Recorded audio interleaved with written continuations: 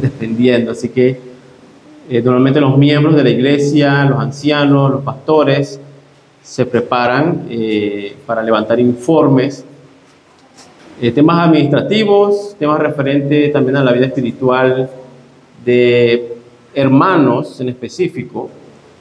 Así que es un evento, una actividad de mucha importancia dentro de las funciones de la iglesia.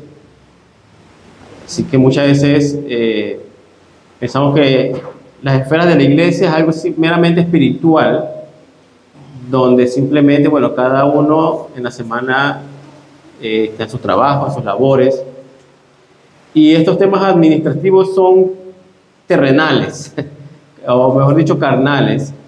Así que no es algo que muchas veces tenemos que prestarle atención. Temas de la finanza muchas veces lo vemos como, bueno, es algo terrenal. Hay que confiar, ¿no? Hay que tener fe en Dios. Decimos así. Pero no. La iglesia se le ha dado esa labor de mucha importancia y la cual tiene que tomar con seriedad. Y eso no es algo que simplemente nos inventamos, es algo que está plasmado en la Biblia. Así que es nuestro deseo que también, y les pido que oren, que esta misión vaya tomando forma para que podamos tener nuestras reuniones también. Esa es la idea. Y también ir expandiéndonos. He hablado con hermanos también la idea de, y que está en nuestra oración, de abrir también otras obras en diferentes partes. Algunas veces yo miro, le comparto a mi esposa de que paso por la frontera y miro ese lugar y quisiera de pronto tener un espacio pequeño ahí para empezar una obra. También hemos hablado de Volcán, un lugar que quisiéramos abrir, también una misión. David, obviamente, que nos vio nacer, quisiéramos de alguna forma tener también un lugar ahí. Y ese debe ser el deseo no solamente mío, o no solamente de David, debe ser el deseo de todos, ver una iglesia reformada, para ser más específico, o por lo menos, quitando esto de los títulos, por lo menos una iglesia de sana doctrina. También he visto, no he dejado de pensar en la comarca, aquí, algunos de los que me conocieron anteriormente, ese era uno de los lugares que visitábamos mucho también, y no dejo de pensar en esa idea, pero necesitamos obreros, personas que se comprometan en esta misión. Así que vamos a orar para empezar este sermón. Padre Santo, te agradecemos por este tiempo. Prepara nuestra mente, nuestro corazón para aceptar las correcciones de tu palabra, la guianza de tu palabra, y también hallar ese consuelo por medio de tu palabra, Señor. Si hay alguno aquí que aún no es salvo, por medio de la predicación de tu palabra, se han abierto su mente, su corazón, y se humille ante ti. Y si hay alguno aquí que ya es salvo, Señor, también, te pido que haya consuelo, si es necesario, corrección también, si es necesario en su vida, que pueda ir creciendo cada día más a la imagen de Cristo. En el nombre de Jesús oramos. Amén. Hermanos, continuamos con Efesios. Y el título que teníamos el domingo pasado o anterior era una necropsia al hombre. Como saben, necropsia viene del griego necros, que hace referencia a un muerto, un cuerpo sin vida. Y esta es la expresión que utiliza Pablo para hacer referencia al hombre, que no utiliza algo figurativo, simplemente habla directamente, estaban muertos. Pero le agregué el subtítulo delitos. Efesios capítulo 2, leamos del versículo 1 al 3. Y Él os dio vida a vosotros cuando estabais muertos en vuestros delitos y pecados, en los cuales anduvisteis en otro tiempo, siguiendo la corriente de este mundo, conforme al príncipe de la potestad del aire, el espíritu que ahora opera en los hijos de desobediencia, entre los cuales también todos nosotros vivimos en otro tiempo, en los deseos de nuestra carne, haciendo la voluntad de la carne y de los pensamientos, y éramos por naturaleza hijos de ira, lo mismo que los demás. Habíamos hablado en el sermón anterior de que el tema de la muerte siempre resalta en toda sociedad, tanto antigua como moderna. Es un tema que quizás, bueno, algunos de ustedes lo más seguro ha pensado, ¿verdad? La muerte, ¿cómo será ese asunto? Muchos decimos, bueno, yo quisiera morir o pasar ese momento en mi cama descansando, ¿no? De pronto me acuesto y simplemente ahí quedé. Y una de las mayores preocupaciones es eso, la forma en que vamos a morir. No quisiéramos morir de forma tan brusca, un accidente, o de pronto pasar por un proceso doloroso. Lastimosamente muchas personas pasan por eso, de mucho dolor, semanas, meses, hasta llegar a ese punto de la muerte. Ahora, para los antiguos efesios habíamos dicho que la muerte significaba el reino de la confusión. Algo que no tenía forma o era una total perdición. Pero bueno, eso si lo voy ampliando, toda sociedad, toda civilización antigua tenía una perspectiva referente a la muerte. Y recordemos que el ateísmo en la antigüedad, podríamos decir que no existía. Que todos creían en Dios. Toda sociedad. En Dios o en dioses. Así que cuando hablamos de Génesis, un ejemplo, para no alejarme tanto del tema, cuando dicen al principio Dios creó, no es con el propósito de la defensa de la existencia de Dios, porque la existencia de Dios se daba por hecho, sino presentar al Dios verdadero.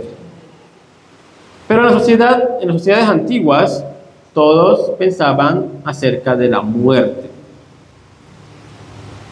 Y la muerte, para todos realmente, no era simplemente el fin, sino un salto a otra vida, otra etapa, podríamos decir. Ya sea para habitar, según los antiguos griegos, junto a los dioses, o para habitar atormentados por, voy a pronunciar esto, Mictlantecutli. No estoy hablando en lengua para que no se asusten. Ese es el dios mexicano de la muerte, haciendo una referencia a la cultura mexicana antigua referente a la muerte, la perspectiva que ellos tenían de la muerte. O por Hades, el dios del inframundo en la mitología griega, o por Lama en el hinduismo. Ya ven que todas las sociedades antiguas, incluso en la actualidad, tenían su perspectiva referente a la muerte. Ahora, en la actualidad, cerrando un poco el panorama y viéndolo desde el movimiento evangélico, la muerte muchas veces es considerado como el fin. Pudiésemos decir muchas cosas, pero de forma sencilla, para los evangélicos o para nosotros como creyentes, la muerte es considerada como el fin de toda oportunidad ante Dios. Simplemente ya la vida terminó. Esta vida que es la esfera donde aún podemos responder a cambios morales, a prácticas, incluso a planes, pero al momento de ser interrumpido por la muerte, ya no hay vuelta atrás. Simplemente ya no hay más oportunidad. El cielo o el infierno. Que nunca veremos a alguien, ¿verdad?, en las tumbas diciendo, cambien sus pensamientos. No, ¿verdad? Obviamente le hablaremos a personas que están vivas, que respondan hacia Dios. Sin embargo, al leer la primera declaración hecha por Pablo sobre el hombre, su veredicto es muerto. Y no está en un cementerio hablándole a cuerpos sin vida, está hablando a los efesios. Muertos. Vosotros estabais muertos. En otras palabras, esta idea, de pronto aquí vamos a filosofar un poco, vamos a entrar un poco en la esfera de la filosofía, pero esta idea de que todo aquel que se halla aún con vida, o en esta esfera de la vida, aquí en la tierra, tiene alguna oportunidad ante Dios, realmente es falsa. Decir que toda aquella persona que está en esta esfera de la vida tiene alguna oportunidad ante Dios es falsa. Muchos dicen, no sé si han tenido la oportunidad. No, yo esperaba hasta los 30, quizás cuando sea mayor, ahí entonces yo voy para la iglesia, ahí respondo. En otras palabras, como se ve en esta esfera de la vida terrenal, aún tiene oportunidad, pero esa oportunidad, bueno, más adelante. Pero realmente Pablo dice, no, ya estás muerto. No importa lo que hayas hecho, no importa los actos de misericordia o las buenas acciones, tu amplio conocimiento, tu sabiduría, tus logros, cuánto te esfuerces en tus labores diarias, la realidad es que tú estabas muerto. Este concepto de que tenías oportunidad realmente se había acabado ya hace mucho. Incluso si Dios diera, digamos, 5 oportunidades, hoy, en este momento, para demostrar que podemos responder hacia Dios, fracasaríamos. Incluso antes de que este sermón termine, fracasaríamos. El panorama que Pablo presenta referente a la condición en la que se encontraban aquellos que fueron llamados a salvación era total desesperanza. Realmente ya toda oportunidad se había desaparecido. Ustedes ya son considerados como muertos. Están ahí caminando, se ven con energía, se ven con vida, están celebrando sus fiestas, pero son considerados muertos. No había esperanza para la iglesia en el antiguo Éfeso. Y de igual forma, no existía ninguna esperanza para aquellos que conforman la iglesia en la actualidad. No había esperanza realmente. Y si aún eres parte del pueblo si eres parte del pueblo de Dios, si eres salvo, esta era tu condición. Debes recordarlo. No debes olvidarlo. Por eso Pablo lo toca este tema. No debes olvidar tu antigua condición. Y si no eres parte del pueblo de Dios, no has llegado a la salvación, esta es tu condición ante Dios. Estás muerto. Esta expresión, ahora que estoy hablando, cuando de pronto escuchamos que una persona le dice, estás muerto. No es que la persona está muerta, ¿verdad? Pero sí expresa repudio. Es una expresión, podemos decir, de enojo, de desagrado. Estás muerto. Es como si Dios nos dijera así: tú para mí estás muerto. Esto incluye a los antiguos patriarcas, Noé, Moisés, David, los apóstoles, cristianos en el pasado que admiramos.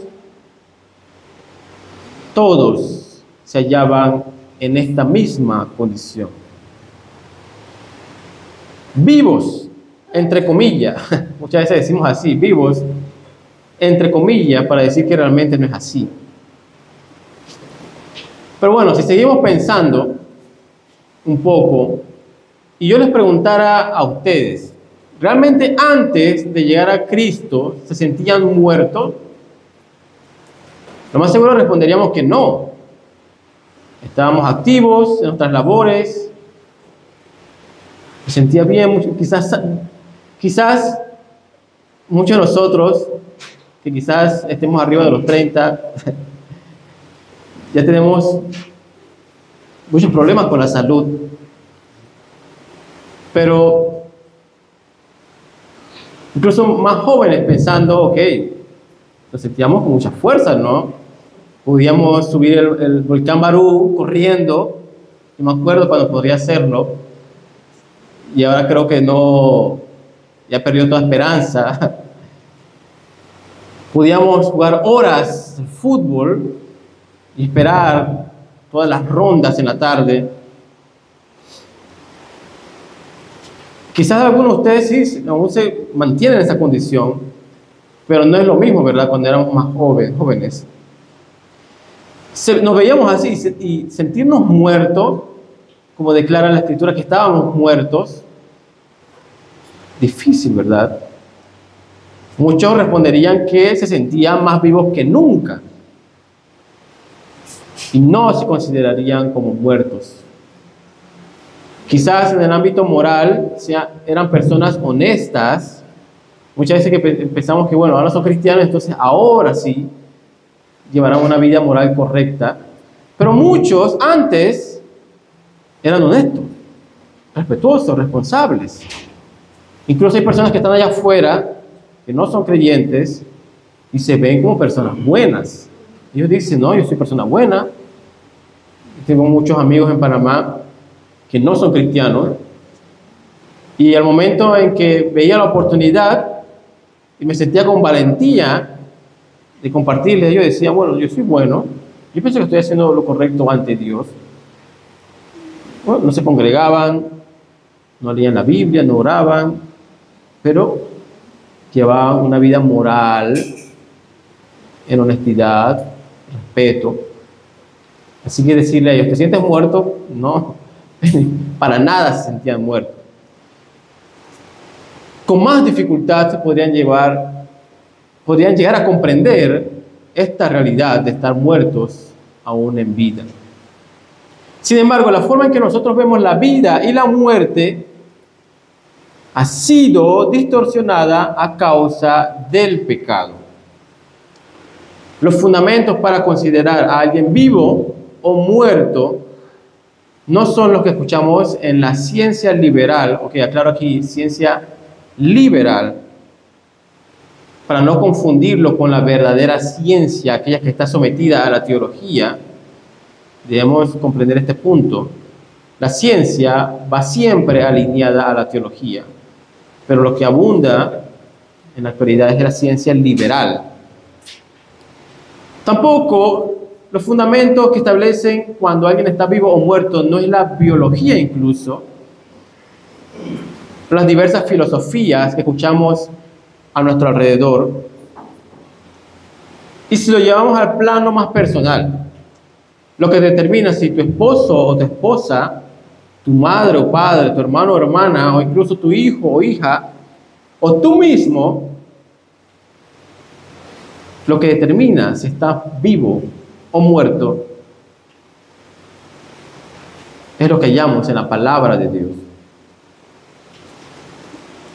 Te puedes sentir con mucha energía, te puedes sentir con mucha salud, pero lo que determina si estás vivo o muerto es la palabra de Dios.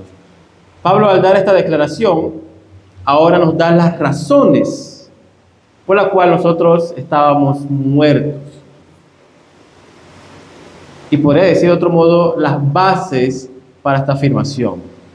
Muertos, declara, muertos en vuestros delitos y pecados. Muertos en vuestros delitos y pecados.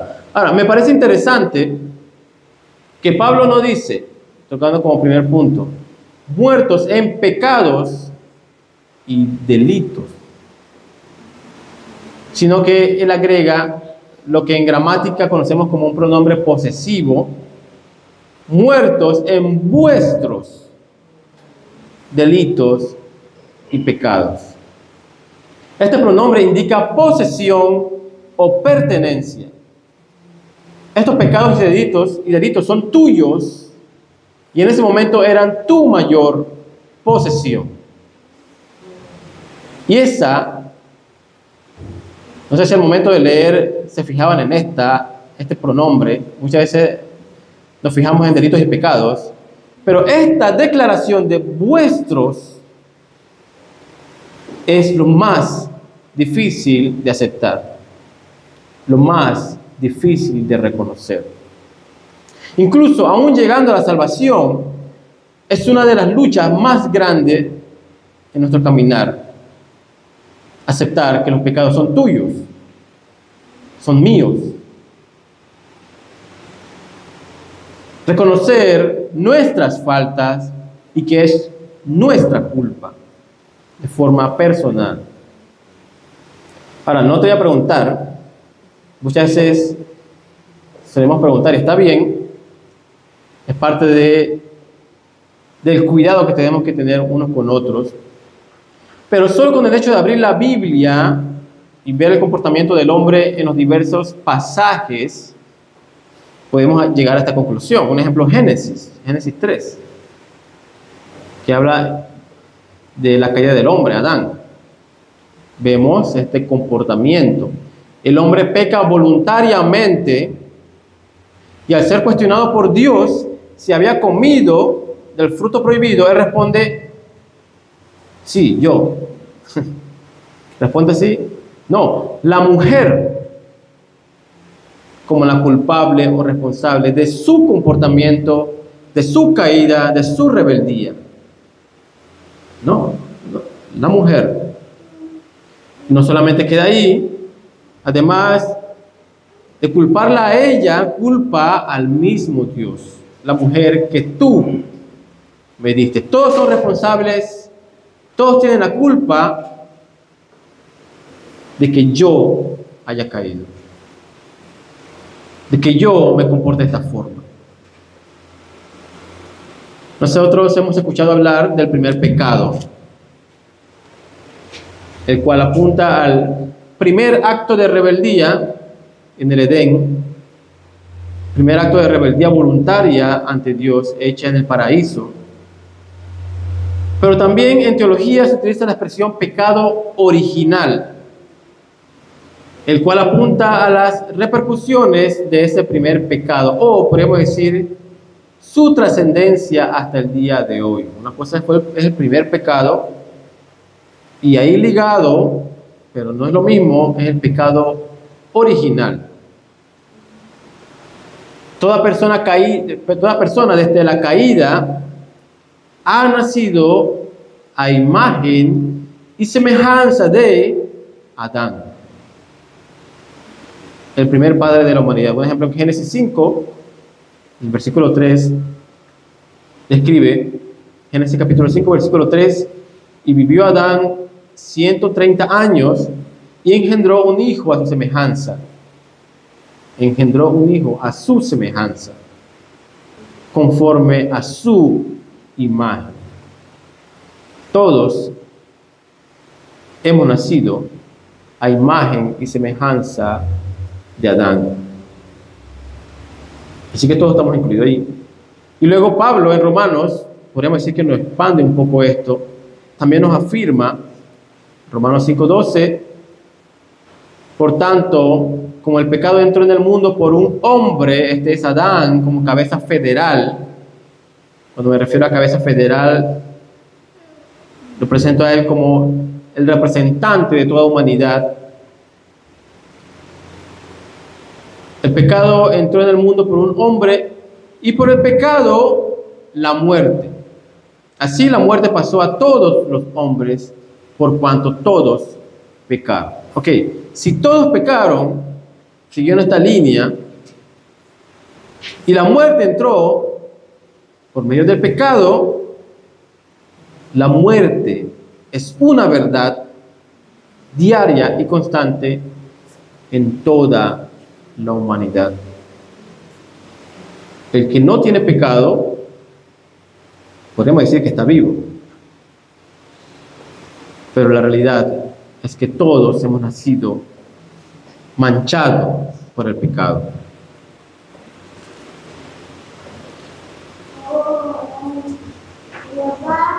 Pareciera que las personas que se dan cuenta de esta realidad de la muerte son aquellas que están cercanas, podríamos decir, en vida, o están en sus últimos momentos de vida. Pareciera que hay que esperar hasta ese momento para entonces darnos cuenta de una realidad de la muerte. Estas personas, ya sean en los hospitales, muchas veces pensamos en ellos que están en los hospitales, otras, bueno, en sus casas, ya esperando el último momento. Algunos se lamentan, no sé si han tenido la oportunidad de estar con una persona ya en sus últimos momentos, donde aún puede hablar, aún puede compartir. Pero normalmente estas personas, uno, se lamentan por lo que no hicieron cuando tuvieron oportunidad. Muchas veces dicen, bueno, me hubiese gustado haber hecho esto, me hubiese gustado haber hecho lo otro, me lamento, o pude haberlos hecho mejor. Otros no aceptan la realidad de que ya sea tiempo de partir y que su vida se esté apagando. Difícilmente no lo aceptan. Pero si el Señor nos diera un poco de sus ojos, y bueno, debemos orar por eso, un poco de la forma en que nos ve, no habría necesidad de esperar hasta ese último momento para arrepentirte de tus pecados o de la vida que llevas. No habría necesidad de dejar esos lamentos para después, porque ya en este mismo momento, si no te has humillado ante el Rey y Creador, te verías como alguien muerto.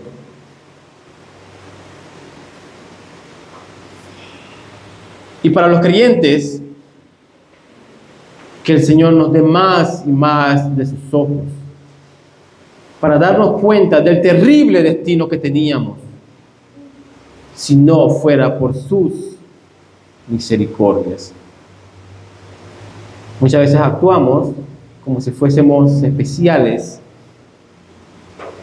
pero realmente todos veníamos del mismo lugar, de la misma oscuridad. Y hemos sido salvos a causa de sus misericordias. Pero ¿sabes algo? Bueno, ahí en tu mano, los que tengan la Biblia en sus manos, ahí están los ojos de Dios, ahí está la boca de Dios, ahí están sus manos para darnos consuelo y si es necesario agarrarnos fuerte. Y ahí está su voluntad para nuestras vidas y para la humanidad. Reconocer las debilidades, nuestras culpas, reconocer pecados, reconocer rebeldía, no es una característica de incrédulos, no es algo de paganos o de los no creyentes, es algo que caracteriza a los cristianos. Pero no solo finaliza ahí. Después de esto, levantar la mirada y contemplar a Dios, que derrama grandes bendiciones para con nosotros, y alabar su santo nombre, es también característica de cristianos. Estábamos muertos. Qué terrible realmente esta condición. Si de pronto una persona te dice, bueno, estás muerto para mí, ok, es una persona, quizás no lo veré más, pero ante Dios, que Dios mismo te diga, estás muerto para mí, qué terrible es escuchar esto. Estábamos muertos en nuestros delitos y pecados. La razón de esta muerte, como lo presenta Pablo, delitos y pecados. En la Nueva Versión Internacional lo traduce en sus transgresiones, y pecados. Ahora, pudiéramos hacer varias preguntas. Al momento de estudiar la Escritura, una recomendación, siempre hagan preguntas. Conversen con los pasajes, pregúntenle constantemente. ¿Qué es un delito? O como lo traduce transgresión en la Nueva Versión Internacional, ¿qué es un delito? En el diccionario, en la RAE, acción u omisión voluntaria o imprudente castigada por las leyes penales. Cuando escuchamos delito, nos pensamos en los juzgados, en leyes, pensamos en todas cosas. En otras palabras, un delito es no obedecer las leyes. Entonces seguimos preguntando, ¿pero a qué leyes se refiere?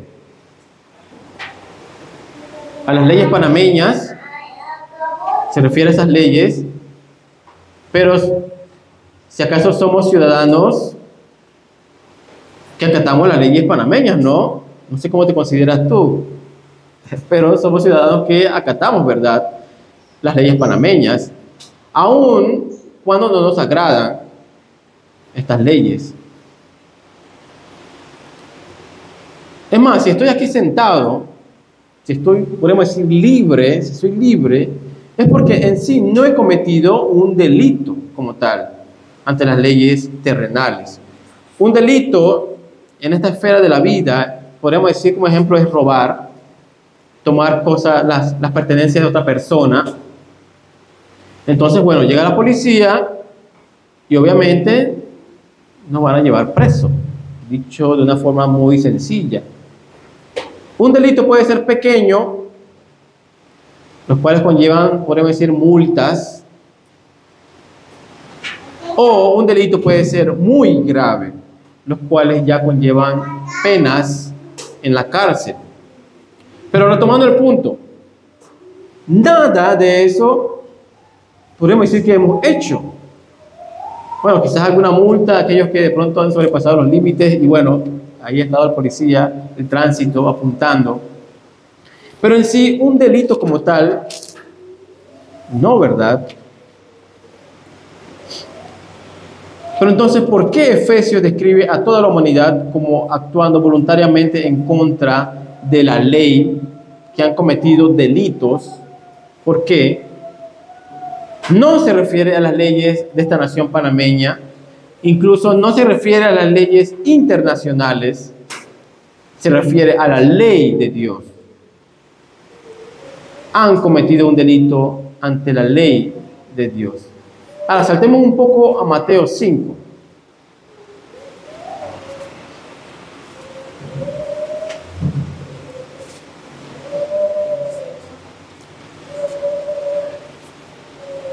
Mateo 5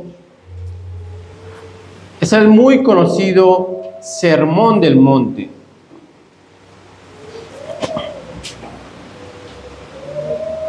Y no sé si lo has notado, pero hay una gran similitud con el monte Sinaí del Antiguo Testamento, en el Éxodo. Un ejemplo de Mateo 5, 1 describe a una multitud viendo, y al igual que Éxodo 20, 18, vemos a una multitud viendo la montaña. Jesús está en la cúspide de la montaña en Mateo 5, y en Éxodo la presencia de Dios en medio de truenos y relámpagos está en la cima de la montaña. En Mateo 5 describe a Jesús sentándose, una característica de los rabinos o maestros a la hora de enseñar o dar sus mandamientos. Y en Éxodo vemos a Dios impartiendo sus ordenanzas y mandamientos. En Mateo 5 vemos a sus discípulos acercándose. Y en Éxodo 20, 21 vemos a Moisés acercándose a la presencia de Dios. En Éxodo, Dios dio su ley. Y en Mateo 5, Jesús vino a afirmar su ley. En el versículo 17 de Mateo 5, Jesús lo afirma de esta forma. No he venido, dice, a abrogar la ley o a los profetas. No he venido para abrogar, sino para cumplir. Muchas veces pensamos que Jesús está dentro del mundo evangélico, que está reformando o modificando las leyes, haciéndola más amistosa o más fácil de cumplir. Y por eso muchos movimientos tienen la perspectiva de que el Dios del Antiguo Testamento era pura ira, enojo, dureza, mientras que el Jesús del Nuevo Testamento es puro amor, amistad. No, mis amigos, incluso lo cantamos, tú eres mi amigo. Pero Jesús vino a afirmar esa ley. Jesús realmente no está modificando las leyes. Él está corrigiendo falsas enseñanzas impartidas por aquellos maestros de la época. Cuando nosotros leemos, oíste que fue dicho, como un ejemplo, Jesús está haciendo referencia a aquellas falsas enseñanzas. No está haciendo referencia a la antigua ley, que decían, es como si estuviese diciendo, ¿qué decían aquellos maestros de la época? En el versículo 21, oíste que fue dicho a los antiguos, ahí está haciendo referencia a los fariseos, las enseñanzas de los fariseos. Los fariseos utilizaban documentos enseñados o escritos de antiguos fariseos, y no realmente utilizaban como tal la ley, sino utilizaban escritos que ellos tenían de antiguos fariseos o escribas. Oíste que fue dicho por los antiguos, no matarás, y cualquiera que matare será culpable de juicio. Es en el versículo 21. Los fariseos enseñaban que uno llegaba a ser culpable solo cuando el acto era cometido. Ok, y no estamos hablando de culpables ante las leyes terrenales. Recordemos que están hablando de la ley de Dios. Las personas, según ellos, solo son culpables ante Dios solo si cometen como tal el acto de asesinato. Y continúa Jesús exponiendo las falsas enseñanzas.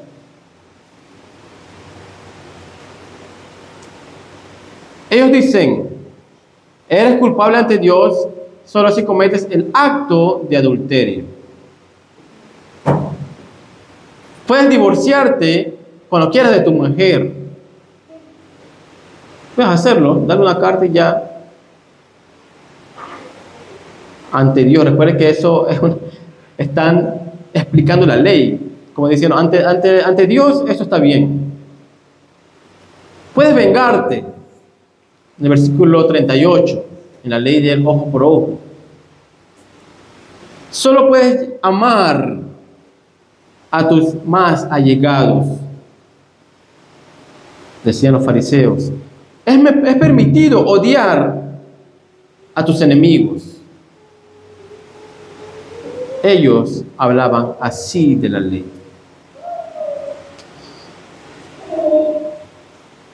Pero Jesús declara, yo os digo.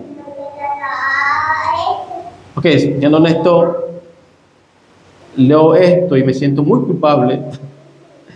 Me siento como Isaías cuando estaba en la presencia de Dios declarando, ay de mí, que soy muerto. Que estando en la presencia, que siendo de labios inmundos, aquí estoy predicando, ante el Rey de Reyes, Jehová de los ejércitos. Pero Jesús declara, yo os digo, el que se enoja contra su hermano, el que le diga necio a su hermano, el que le diga fatuo a su hermano, será culpable de juicio. Y no queda hasta ahí, dice, y quedará expuesto al fuego del infierno. Ok.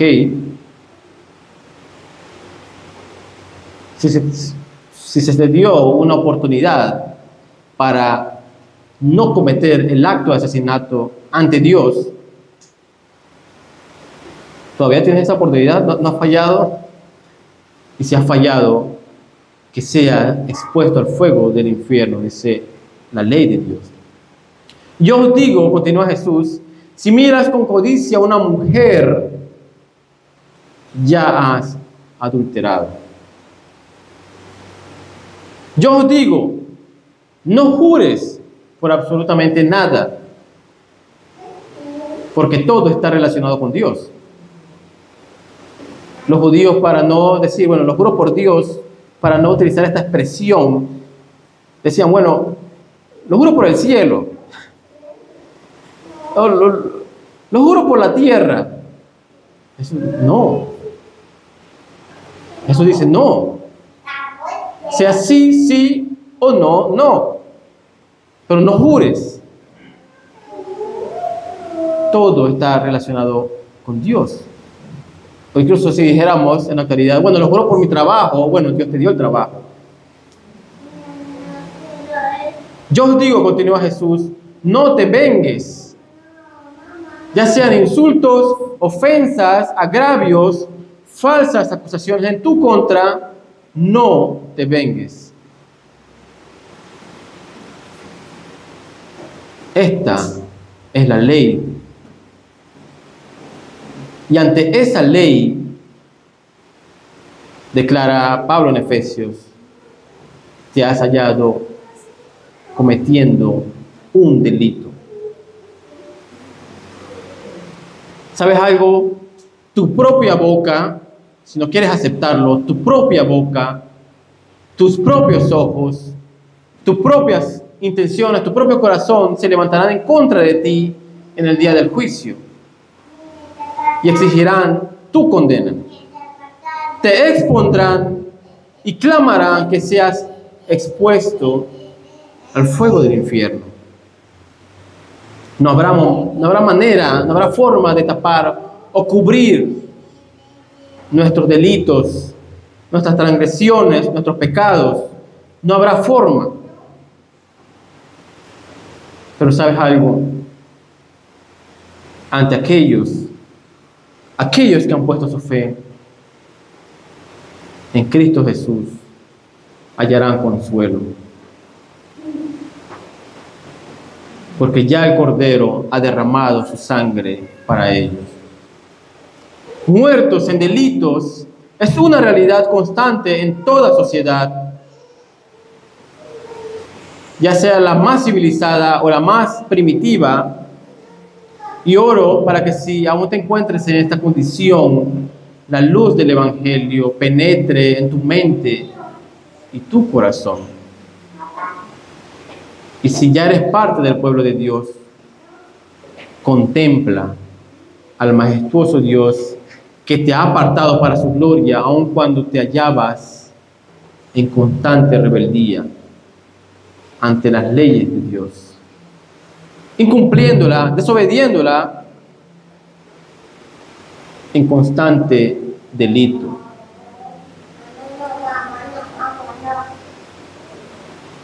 Nos hallábamos sin ninguna esperanza para poder acatar cada una de esas leyes.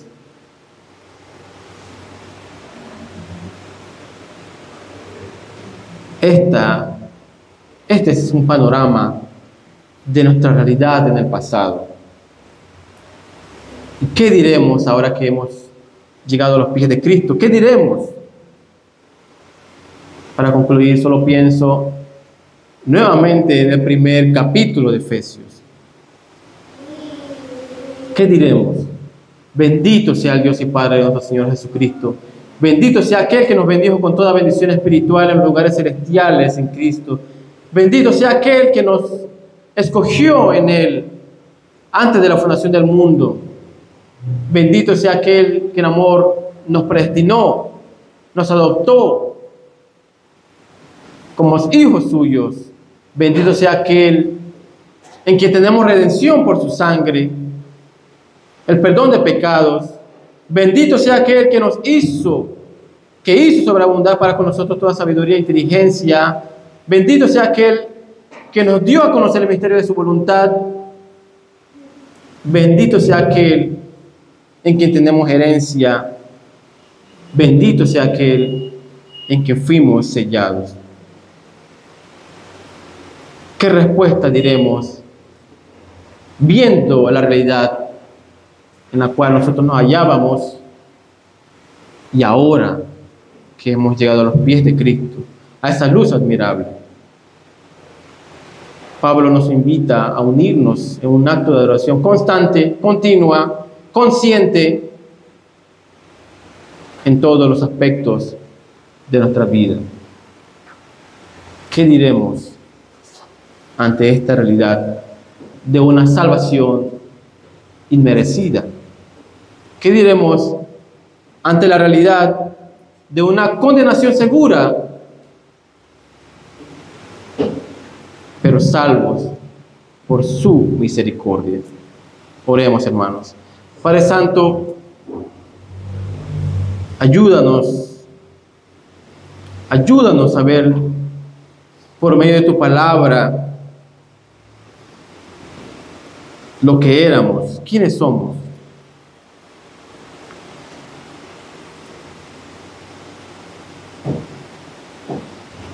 Para así contemplar, Señor, realmente quién eres tú. Señor, nos hallábamos sin ninguna esperanza, incluso ya siendo salvos, nuestra única esperanza aún eres tú. Nuestro único consuelo ante nuestras debilidades eres tú.